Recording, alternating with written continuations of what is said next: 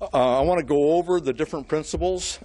First, we believe that we need to pass background check legislation that makes sure that everybody who buys a firearm, everybody who takes possession of a firearm has a background check to make sure that they're not a criminal, to make sure that they're not dangerously mentally ill.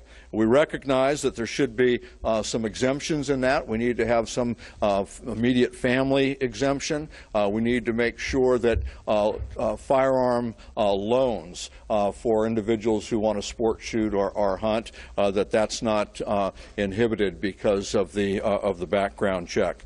Second, we believe that we ought to strengthen the National Instant Criminal Background Check System, the NICS system. It's so important that this has all of the data in the system that is necessary. And if a jurisdiction fails to do that, we just can't accept that.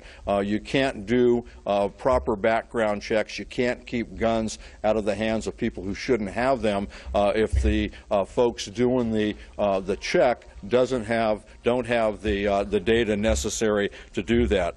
Third, Congress must reinstate a prospective federal ban on assault magazines.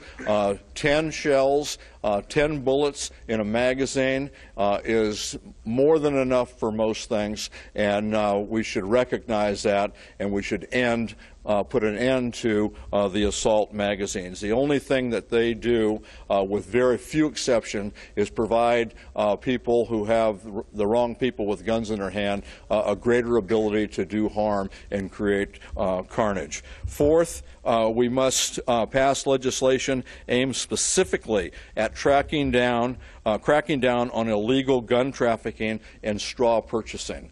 Anybody who buys a gun for someone who shouldn't have that gun should be penalized. Anybody who buys guns in order to take them someplace else and sell them, more often than not this is done for criminal purposes, and that cannot be tolerated.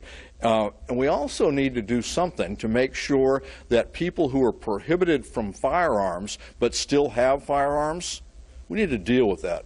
My home state of California has a great program called Armed and Prohibited, where they work with people who aren't supposed to have firearms and get those out of their possession. And we need to look at ways to incentivize that for other states. Congress needs to make sure prohibited buyers who attempt to purchase firearms and those who violate federal firearm laws are prosecuted. The idea that someone can forget that they just got out of federal prison and stumble into a gun store to try and buy a gun is a little bit ridiculous. And the penalty needs to be a little more than just a paperwork violation. Sixth, Congress must act to close the loopholes in our mental health system and make sure that care is available for those who need it. And we all know that there's gaps. We all know that we need to strengthen this and improve this system. And as someone in one of my town hall meetings said, the mental health system ought to work in a way that if somebody needs help, they get it, and they're right. Seventh, Congress must reinstate and strengthen a prospective federal ban on additional assault weapons. I'm a wounded combat veteran, and I carried an assault weapon in Vietnam. I've seen them in action. I know what they're used for, I know what they're designed for, and I know what they can do. And they don't have any place in our streets or in our communities. If I never saw another assault weapon, I've seen too many, and we need to recognize that this needs to be addressed. Eighth, Congress needs to restore funding for public safety, law enforcement, and research initiatives aimed at reducing gun violence. We have nothing to fear from good data, research, and science, and we ought to embrace this. Ninth, Congress should assist local communities in applying evidence-based prevention and early intervention strategies that address the problems that lead to gun violence before those problems start. 10th, Congress needs to help the states and the communities get unwanted and illegal guns out of the hands of those who don't want them or those who shouldn't have them.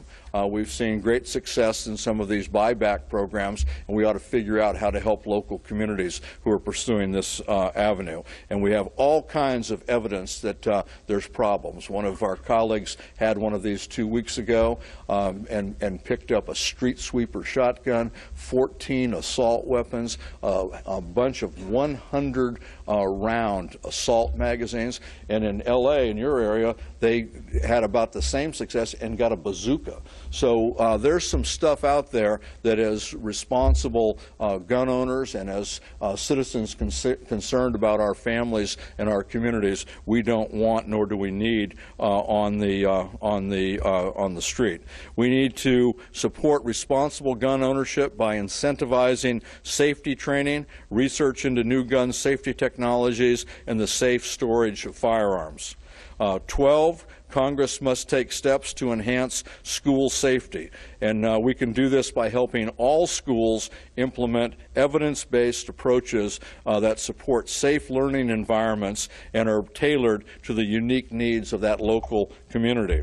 And finally, Congress must address our culture's glorification of violence and make sure that we see and hear, figure out ways to deal with the movie screens, the television shows, the music, and the video games in a way that doesn't encourage a culture of violence. And again, we need to support scientific research on the relationship between proper culture and popular culture and gun violence.